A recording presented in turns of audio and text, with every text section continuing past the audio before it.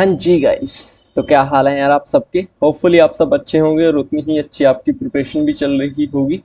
तो कोशिका जीवन की इकाई चैप्टर को हम कर रहे थे, जिसकी 4 वीडियोस ऑलरेडी हम कर चुके हैं। आज की ये 5th पार्ट है और लास्ट है, जिससे हमारा ये जो कोशिका का चैप्टर है वो कंप्लीट हो जाएगा। इस चैप्टर को हमने 5 वीडियोस में कंप्लीट किया, तो पांचों वीडियोस आप देख लीजिएगा, आपका पूरा एनसीईआरटी जो है वो रिवाइज हो जाएगा। इसमें हम यूकेरियोटिक कोशिका का फर्स्ट पार्ट पढ़ चुके थे। सेकंड पार्ट हम पढ़ेंगे, जिसमें हम पढ़ेंगे सूत्रकणिका, लवक, राइबोसोम, साइटोपंजर, पक्षाभ व कशाभिका, तारककाय, केंद्रक और सूक्ष्मकाय के बारे में, इन सब के बारे में डिटेल में पढ़ेंगे। सो वीडियो काफी ज्यादा इंपॉर्टेंट है आप सभी के लिए। वीडियो को लास्ट तक जरूर देखिएगा और चैनल को अभी तक सब्सक्राइब नहीं किया है यार, सब्सक्राइब करके बेल आइकन को जरूर प्रेस कर लीजिएगा। इसकी जो पीडीएफ है वो आपको हमारे टेलीग्राम चैनल पर मिल जाएगी, और भी काफ़ी सारे प्रैक्टिस के लिए क्वेश्चंस मिल जाएंगे। तो स्टडी स्किल सक्सेस नाम से है, सर्च कर लीजिएगा और ज्वाइन भी कर लीजिएगा। ठीक है, चलिए शुरू करते हैं। सबसे पहले बात करते हैं सूत्रकणिका के बारे में, यानी कि माइटोकॉन्ड्रिया के बारे में। तो माइटोकॉन्ड्रिया को जब तक विशेष रूप से अभिरंजित नहीं किया जाता, तब तक उसे सूक्ष्मदर्शी से आसानी से नहीं देखा जा सकता। ये काफ़ी छोटा है। जब तक इसे अभिरंजित नहीं किया जाता, तब तक इसे हम माइक्रोस्कोप से नहीं देख पाते। इस सभी कोशिकाओं में इसकी संख्या अलग अलग होती है और इसकी कार्य की सक्रियता पर ये जो है वो निर्भर करती है। ठीक है, सभी कोशिका में क्या होती है, इसकी संख्या जो है वो अलग अलग होती है, और ये संख्या निर्भर किस पर करती है कि कितनी होगी, तो कार्य की सक्रियता पर यह निर्भर करती है। तश्तरीनुमा बेलनाकार आकृति होगी, आकृति की है। देखो आपने जैसे किश्ती नहीं होती, तश्करी किश्ती, उसके जैसे इसका जो शेप है वो आपको आ रहा होगा। यहाँ पर आप देख रहे हैं दोहरी झिल्ली युक्त होती है। देखो ये भीतरी झिल्ली होगी और ये बाह्य झिल्ली होगी। तो ये क्या होती है, दोहरी झिल्ली युक्त होती है, यानी कि इसमें 2 झिल्लियां होती है। ठीक है, बाह्य कक्ष और भीतरी कक्ष। तो ये तो आपका बाह्य कक्ष हो गया और ये आपका भीतरी कक्ष हो गया। ठीक है, भीतरी कक्ष जो समांगी पदार्थ से भरा होता है उसे अधात्री कहते हैं। देखो ये जो हरा हरा आपको दिख रहा है वो समांगी पदार्थ है, और इस समांगी पदार्थ को हम क्या बोलेंगे, इसको बोलेंगे अधात्री बोलेंगे। बाह्य कक्ष सूत्रकणिका की बाह्य सतह सीमा बनाता है। तो बाह्य कक्ष तो बाहरी सीमा बनाएगा। सूत्रकणिका का वायवीय श्वसन से संबंध होता है। तो क्वेश्चन पूछ सकते हैं सूत्रकणिका का संबंध सीधा सीधा किससे होते हैं, तो वो होता है वायवीय श्वसन से। इनमें ऊर्जा एसटीपी के रूप में उत्पादित होती है, और इस पर कारण से सूत्रकणिका को कोशिका का शक्तिग्रह कहते हैं। आपने बचपन से ये पढ़ा होगा, 7वीं 8वीं से हमारी बुक्स में ये लिखा जाता है कि जो माइटोकॉन्ड्रिया होता है वो कोशिका का शक्तिग्रह कहलाता है, सूत्रकणिका। ठीक है, तो क्यों कहलाता है, क्योंकि उसमें ऊर्जा एसटीपी के रूप में उत्पादित होती है, और सूत्रकणिका जो है विखंडन द्वारा विभाजित भी हो जाती है। किसके द्वारा, विखंडन द्वारा। ठीक है, तो ये था सूत्रकणिका। आगे बात करें लवक के बारे में, यानी कि प्लास्टिड के बारे में बात करें, तो शेप आप सामने देख सकते हैं।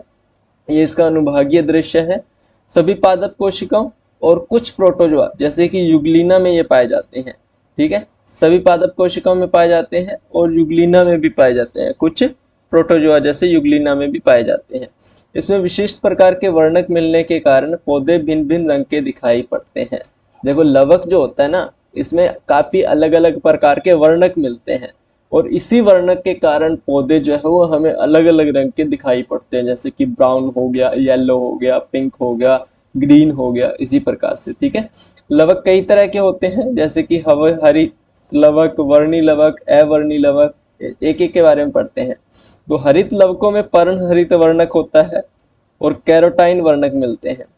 हरित वर्णक और कैरोटीनाइड वर्णक मिलते हैं, जो कि प्रकाश संश्लेषण के लिए आवश्यक प्रकाशीय ऊर्जा को संचित रखने का कार्य करते हैं। जो प्रकाश संश्लेषण प्रक्रिया होती है उसमें जो आवश्यक होती है प्रकाशीय ऊर्जा, उसको संचित रखने का कार्य करते हैं।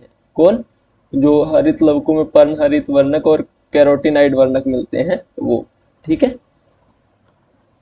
वर्णी लवकों में वसा, विलय, कैरोटीनाइड वर्णक जैसे कि कैरोटीन, जेंथोफिल, वो अन्य मिलते हैं वर्णी लवकों में, और इनके कारण पादपों में पीले, नारंगी और लाल रंग दिखाई पड़ते हैं। ठीक है, जो वर्णी लवक होते हैं उनमें वसा, विलय, कैरोटीनाइड मिलते हैं, जैसे कि कैरोटीन, जेंथोफिल और भी काफी सारे, और इन्हीं सब के कारण पौधे क्या है, आपको कभी पीले, कभी नारंगी और कभी लाल दिखाई पड़ते हैं। जो अवर्णी लवक होते हैं वो अलग अलग आकृति, अलग अलग शेप और अलग अलग साइज के जो है वो रंगहीन लवक होते हैं। इनमें कोई भी रंग नहीं होता, ये रंगहीन लवक होते हैं। हरे पौधों के अधिकतर हरित लवक पत्ती की पर्ण मध्योतक कोशिका में पाए जाते हैं। जो हरे पौधे होते हैं उनके जो अधिकतर हरित लवक है, जिसके कारण पौधे हरे दिखाई पड़ते हैं, तो वो पत्ती की पर्ण मध्योतक कोशिकाओं में पाए जाते हैं। प्रत्येक कोशिकाओं में 1 से 20 से 40% कोशिका पर्ण मध्योतक कोशिका हो सकती है। ठीक है। हरित लवक दोहरी झिल्ली युक्त होते हैं, तो यहाँ पर आप देख सकते हैं, पहली झिल्ली आपको यहाँ मिल जाएगी और दूसरी झिल्ली आपको यहाँ मिल जाएगी। ठीक है, तो ये दोहरी झिल्ली युक्त होते हैं। अंदर से घिरे हुए भीतर के स्थान को पिटिका स्ट्रोमा कहते हैं। अंदर से जो घिरा हुआ पूरा भाग है, ये वाला भाग, उसे हम पिटिका बोलते हैं, या फिर आप स्ट्रोमा भी बोल सकते हैं। ठीक है। पिटिका में चपटे झिल्ली युक्त थैली जैसी संरचना होती है, जिससे थाइलेकोइड कहते हैं। पिटिका में देखो, ये थैले युक्त संरचना, ऐसे नहीं रखा लगता कि कई सारे थैले भर भर के रखे हों, और इन थैलों को हम क्या बोलेंगे? थाइलेकोइड बोलेंगे। ठीक है। यह सिक्कों के चट्टों की भांति ढेर के रूप में मिलते हैं, आपने देख लिया, और जिसे ग्रेना या अंतर्ग्रेना थाइलेकोइड कहते हैं। ये ढेर के रूप में मिलते हैं। इस ढेर को क्या बोलते हैं? ग्रेना बोल देते हैं, या फिर कभी कभी हम ग्रेनम भी बोल देते हैं। ठीक है। इसके अलावा ये जो लवक है उसकी चपटी झिल्लीनुमा नलिकाएं जो ग्रेना के विभिन्न थाइलेकोइड को जोड़ती है, उसे पीठिका या फिर पतलिकाएं कहती है। एक ही बचा था, ये इनको जोड़ती है। देखो, आपने ग्रेना के बीच में ये जो ऐसे करके लाइंस नहीं देख रहे होंगे, जो इनको जोड़े रखती है आपस में, और इनको हम क्या बोलते हैं? इन्हें हम बोलते हैं पीठिका या फिर पटलिका। इन्हें हम क्या बोलते हैं? पीठिका या फिर पटलिका भी बोल देते हैं। क्लियर है? थाइलेकोइड की झिल्ली एक रिक्त स्थान को घेरे रहती है, और इस रिक्त स्थान को हम अवकाशिक कहते हैं। ठीक है, एक खाली स्थान को घेरे रहती है, और उसी खाली स्थान को हम क्या बोलते हैं? अवकाशिक बोलते हैं। हरित लवक थाइलेकोइड में उपस्थित होते हैं। हरित लवक किस में होते हैं? थाइलेकोइड में उपस्थित होते हैं। इसमें पाए जाने वाला राइबोसोम है वो 70S, कोशिका द्रव्य राइबोसोम 80S से छोटा होता है। ठीक है। चलिए नेक्स्ट राइबोसोम के बारे में ही पढ़ते हैं। सबसे पहले तो राइबोसोम की खोज को जो है 1953 में जॉर्ज पॉलेड ने की थी। किसने की थी? जॉर्ज पॉलेड ने की थी। कब? 1953 में। ये राइबोन्यूक्लिक अम्ल और प्रोटीन के बने वे किसी भी झिल्ली से घिरे नहीं रहते। सबसे पहले बने किसके होते हैं? तो राइबोन्यूक्लिक अम्ल और प्रोटीन के बने होते हैं राइबोसोम, और ये किसी भी झिल्ली से घिरे नहीं रहते हैं। ठीक है। ये ऐसे नहीं लग रहा वो ऐसे उंगलियों से अपन दिल नहीं बनाते, यहाँ पर देखो ऐसे अंगूठे से और पहली उंगली से ऐसे दिल बनाते हैं ना, तो ये बिल्कुल ऐसे ही लग रहा है ना? चलो, यूकैरियोटिक राइबोसोम 80S और प्रोकैरियोटिक राइबोसोम 70S प्रकार के होते हैं। ठीक है। नेक्स्ट अगर बात करें साइटोपंजर यानी कि साइटोस्केलेटन के बारे में, तो ये प्रोटीन युक्त जलिकावत तंतु है जो कोशिका द्रव्य मिलता है। सबसे पहले साइटोपंजर मिलता किस में है? तो कोशिका द्रव्य में मिलता है, और ये प्रोटीन युक्त होता है। इसका कार्य होता है यांत्रिक सहायता करना, गति और कोशिका के आकार को बनाए रखना। ठीक है।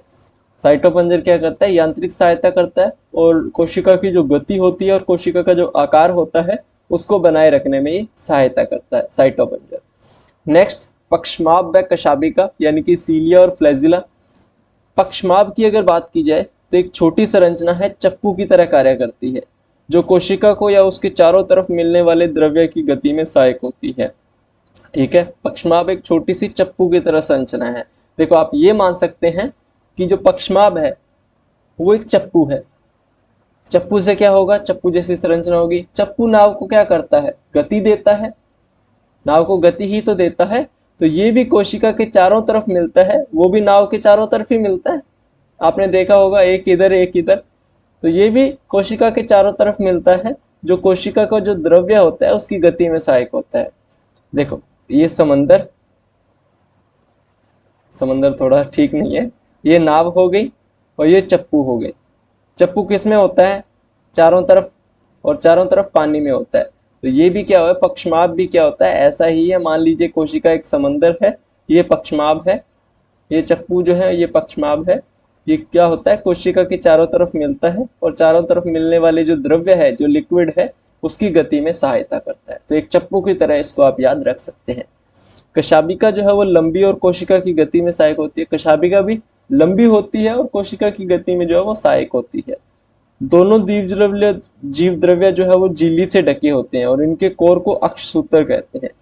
दोनों जो जीव द्रव्य हैं ये वो झिल्ली से ढके रहते हैं और इनके जो कोर होते हैं उनको हम क्या बोलते हैं, अक्षसूत्र बोलते हैं। अक्षसूत्र में एक जोड़ा सूक्ष्म नलिका में मिलती है और 9 द्विक अरीय परिधि की ओर व्यवस्थित सूक्ष्म नलिकाएं होती है। ये इतना इंपॉर्टेंट आपके पास नहीं है। ये आप देख सकते हैं पक्षमाभ और प्रशाबिका का अनुभाग जो विभिन्न भागों। नंबर ए इलेक्ट्रॉन सूक्ष्म लेखी की मतलब माइक्रोस्कोप के जरिए, और ये आंतरिक संरचना है इसकी। ये क्या है, आंतरिक संरचना है। ये आपका केंद्रीय आच्छद मिल जाएगा आपको, जीवद्रव्य झिल्ली है, परिधीय सूक्ष्म नलिकाएं होगी। ठीक है, ये केंद्रीय सूक्ष्म नलिकाएं होगी।